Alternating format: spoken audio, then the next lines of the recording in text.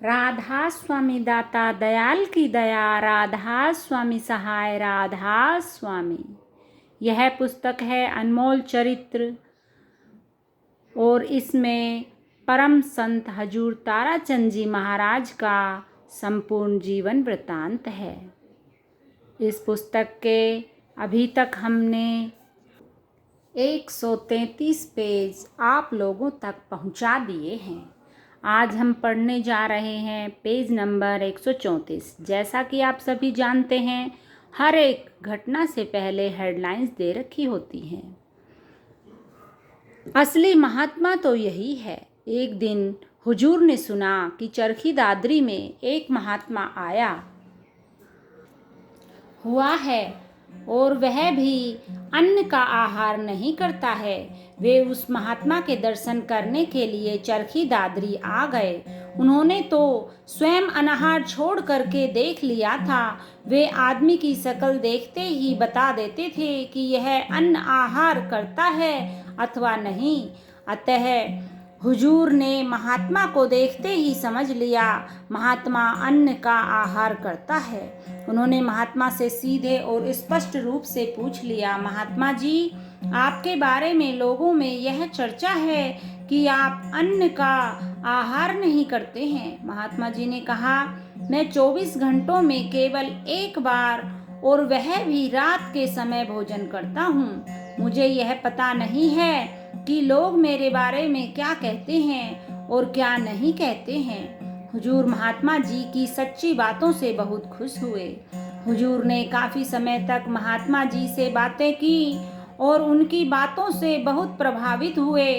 हुजूर के मन में विचार आया कि महात्मा जी के पास रात को ठहरना चाहिए और उनके सत्संग का लाभ उठाना चाहिए।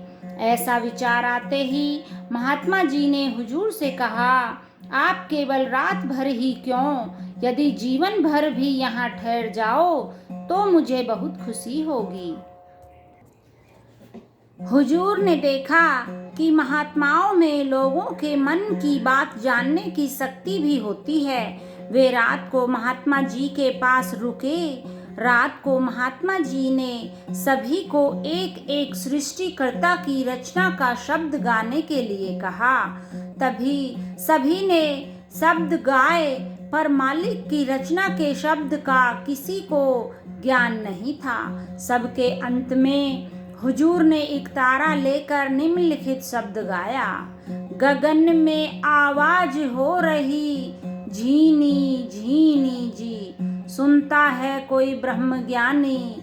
गगन में आवाज हो रही झीनी झीनी जी, सुनता है कोई ब्रह्म ज्ञानी। गगन में आवाज हो रही झीनी झीनी जी। महात्मा जी हुजूर के इस शब्द से बहुत खुश हुए। उन्होंने कहा, असली महात्मा तो यही है। यह सुनकर हुजूर का कंठ रुंध गया और उन्होंने मन की भाषा पढ़ने का निश्चय ही नहीं किया, अपितु उनका दृढ़ इरादा हो गया कि कुल मालिक के घर चला जाऊं। वहां जाने वाले को इन बातों का ज्ञान स्वतः ही हो जाता है। राधा खूबीदास कबीर पंथी से भेंट। एक बार केहड़ी वाले संत खूबीदास जी का भिवानी में आगमन हुआ। वे शहर के दादरी गेट के पास एक बाग में ठहरे हुए थे। हुजूर अपने गुरु भाई रतिराम को साथ लेकर उनके पास पहुँचे। खूबीदास जी के पास काफी संगत बैठी हुई थी और स्वामी जी महाराज के ग्रंथ सार वचन छंद बंद का पाठ हो रहा था। खूबीदास जी ने हुजूर महाराज जी को देखे बिना ही संगत को कहा, तुम्हें सार वचन का पाठ करना नहीं आता है। सार वचन का पाठ करने वाले तो अब आए हैं। इतनी ही देर में हुजूर खूबीदास जी के पीछे से जाकर आगे खड़े हुए और उन्होंने हुजूर को सार वचन छंद बंद दिलवाकर इसका पाठ करने को कहा। इन दोनों ने ही पाठ किया। खूबीदास जी ने उनकी सभी के सामने बड़ी भारी प्रशंसा की। राधा स्वामी। आगरा की पहली यात्रा। दयाल बाग और स्वामी बाग में राधा स्वामी पंथ के जन्मदाता हुजूर शिव दयाल सिंह जी महाराज कुल मालिक का अवतार लेकर इस दुनिया में प्रकट हुए थे। हुजूर ने मन में यह ठान लिया कि एक दिन वे अवश्य ही उनकी समाधि के दर्शन करेंगे। इसी उद्देश्य को लेकर आगरा गए। वहां स्वामी बाग, पन्नी गली, हुजूरी भवन तथा दयाल बाग आदि पवित्र स्थलों का भ्रमण किया। उस समय दयाल बाग में पेड़ लगाने की सेवा का कार्य चल रहा था। मेहता जी जो कि बाग में पेड़ लगाने की सेवा का कार्य करते थे, प्रमुख थे। मेहता जी जो कि उन दिनों दयाल बाग के प्रमुख थे, उन्होंने कहा जो कोई सबसे पहले गड्ढा खोदकर पेड़ लगाएगा उसे इनाम दिया जाएगा। वहां उपस्थित संगत में हुजूर ही ऐसे पुरुष थे जिन्होंने सबसे पहले 5 फुट गड्ढा खोदकर पेड़ लगा दिया। मेहता जी ने प्रसन्न होकर इन्हें एक खीरा और एक सिकंजी का गिलास इनाम के रूप में दिया और बोले, हम आपको यहाँ की कृषि सचिव बना देते हैं, आप यहीं पर रहो। हुजूर विनय पूर्वक उनसे बोले, महाराज जी, मैं तो हरियाणा प्रांत में अरमान साहब का सचिव बना हुआ हूँ। इस पर मेहता जी और अधिक खुश हुए और बोले, राधा स्वामी पंथ में अनेक गुरु आएंगे, तभी तो जीवों का उद्धार होगा। बहुत अच्छी बात है, आपकी ड्यूटी है। आप जो कार्य वहाँ कर रहे हो वह भी यहाँ का ही है और यहाँ वाला भी आपका ही है। राधा स्वामी। मूल मिलेगा, ब्याज नहीं। हुजूर के पिताजी को भी पैसे के संग्रह का लोभ लालच कभी नहीं हुआ था, परंतु एक बार पिताजी को हुजूर के मना करने पर भी ब्याज कमाने का लालसा हो गई थी और हुजूर के रोकते रोकते उन्होंने 10 रुपए किसी को ब्याज पर दे दिए। कुछ समय के बाद उनको वे रुपए ब्याज सहित मिल गए। रात के समय वे पैसे चोरी हो गए। हुजूर के पिताजी को पैसे चोरी होने का बड़ा दुख हुआ, परंतु हुजूर ने उनको दिलासा देते हुए कहा, जो आपके पैसे हैं वे मिल जाएंगे, लेकिन ब्याज के पैसे नहीं मिलेंगे। पिताजी पहले ही पैसे गुम होने से दुखी थे, इस बात से कुछ और बिगड़े और बोले, आया है बड़ा भक्त, तुझे क्या पता पैसे मिल जाएंगे। बात आई गई हो गई। दूसरे तीसरे दिन पता चला कि गांव का एक बच्चा पैसे निकाल ले गया था। उसने कुछ पैसों की चीजें खा ली थी। बाकी गांव के एक लाला जी से यह कहकर जमा करा दिए कि मैं इन पैसों की तुम्हारी दुकान से चीजें लेकर खाता रहूंगा। लाला जी ने उस बच्चे से पूछ लिया, तू यह पैसे कहाँ से लाया है? बच्चा उत्तर नहीं दे सका। यह बात गांव में फैल गई। हुजूर के पिताजी को इस बात का पता चल गया। उन्हें उस बच्चे पर चोरी का पहले ही संदेह था। इस प्रकार चोरी पकड़ी गई। बच्चे ने हाँ भर ली कि उसने ही उनके पैसे चुराए थे। इस प्रकार हुजूर के पिताजी के चोरी हुए पैसे तो मिल गए, परंतु लाला जी से उन्हें उनका मूल रुपया ही प्राप्त हुआ, क्योंकि ब्याज के पैसों की बच्चा चीजें खा गया था। इस तरह हुजूर की बात सच्ची सिद्ध हो गई। हुजूर के पिताजी ने इसके बाद ब्याज का लोभ कभी नहीं किया। राधा स्वामी। तो शाम में बाबा मुंगीपा का प्रकट होना, यह तो पहले ही वर्णन किया जा चुका है कि पिता का कर्कश, कठोर और नीरस स्वभाव था। इसी स्वभाव के चलते एक दिन किसी असह्य घटना के कारण महाराज जी ने घर छोड़ने का मन बना लिया। इसी विचार को लिए अगले दिन घर से निकल गए और निश्चय कर लिया कि पुनः नहीं आऊंगा। घर से उनका मन पूरी तरह से उठ चुका था। अतः उस चट्टान में हलचल आई जिसने कभी जहाजों से टक्कर लेने का संकल्प लिया था। पूर्णिमा के दिन सुबह सवेरे ही हुजूर उठ खड़े हुए और उदास मन से तोशाम के सूरज कुंड की राह पकड़ी और दोपहर होते होते हुजूर तोशाम की पहाड़ी पर जा पहुँचे।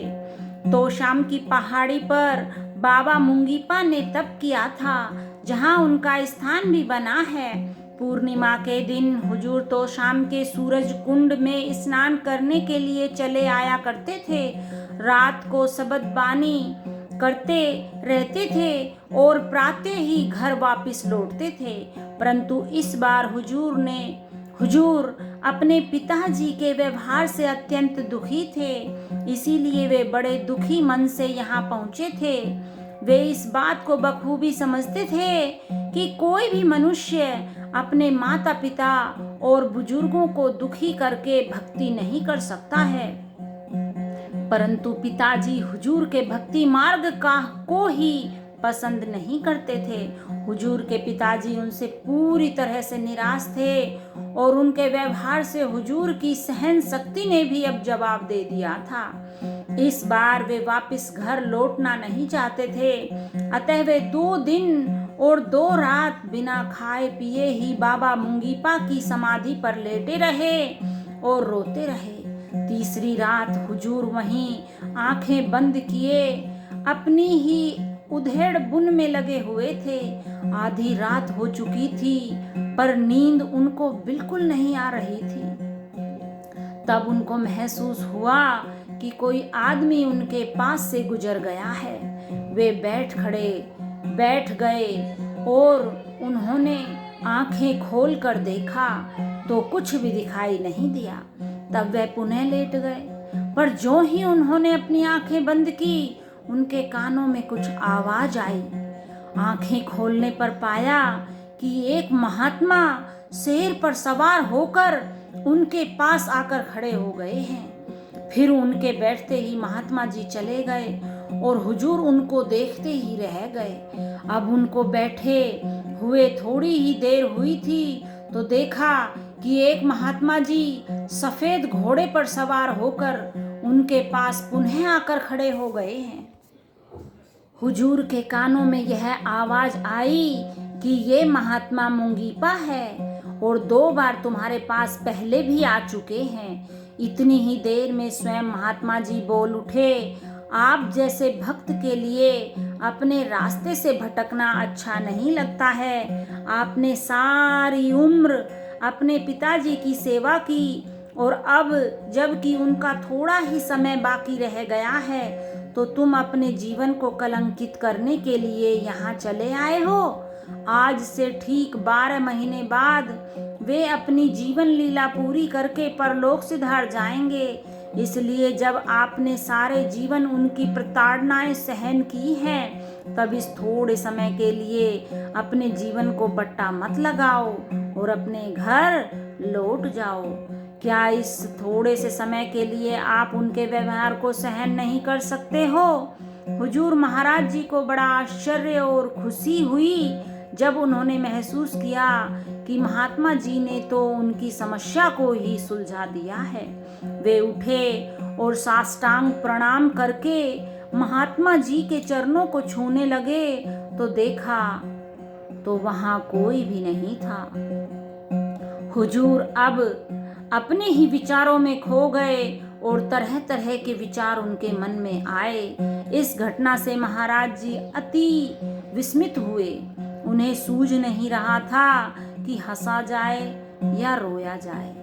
3 दिन और 3 रात लगातार रोते रहने से उनकी आंखों का जल इस प्रकार सूख गया था जैसे वृष्टि के बिना सूखे प्रदेश में हेमंत ऋतु आते आते गांव के तालाब सूख जाते हैं। उन्होंने सोचा कि अब तो अपने पिताजी द्वारा सुख दुख देने अथवा उनकी सेवा करने का और उनके साथ रहने का केवल 1 वर्ष का ही समय है। अब उन्होंने घर वापस जाने का फैसला कर लिया। घर आकर उन्होंने अपने सब साथियों को इस घटना की जानकारी दी।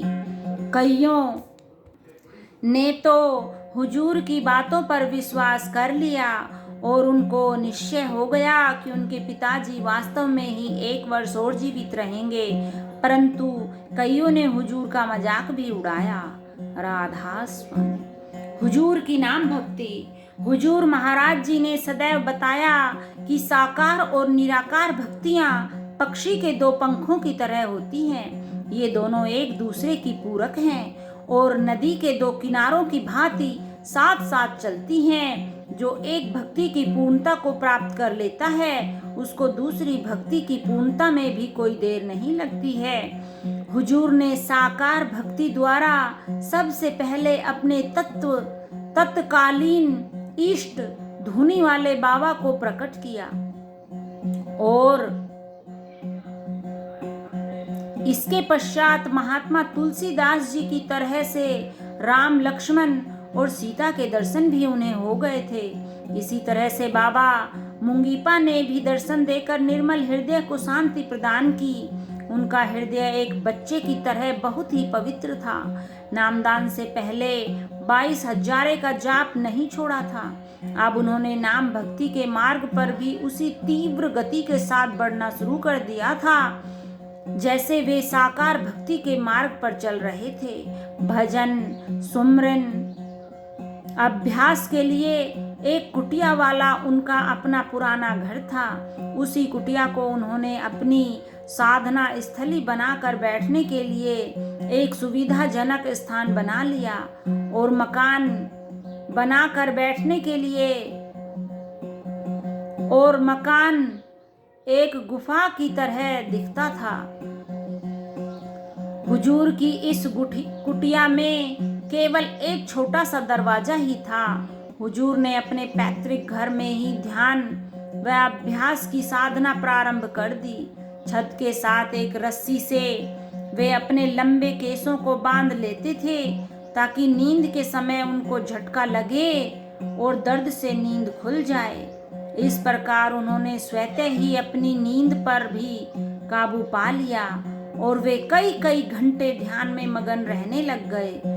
हुजूर को अपनी अल्प दैनिक आवश्यकताओं के सिवाय रात दिन में नाम सुमरन के अतिरिक्त कोई भी कार्य नहीं था। इस तरह उनका नाम सुमरन व अभ्यास निर्विघ्न चलता रहता था। उनके मार्ग में शंका आदि की कोई विशेष रुकावट भी नहीं आई।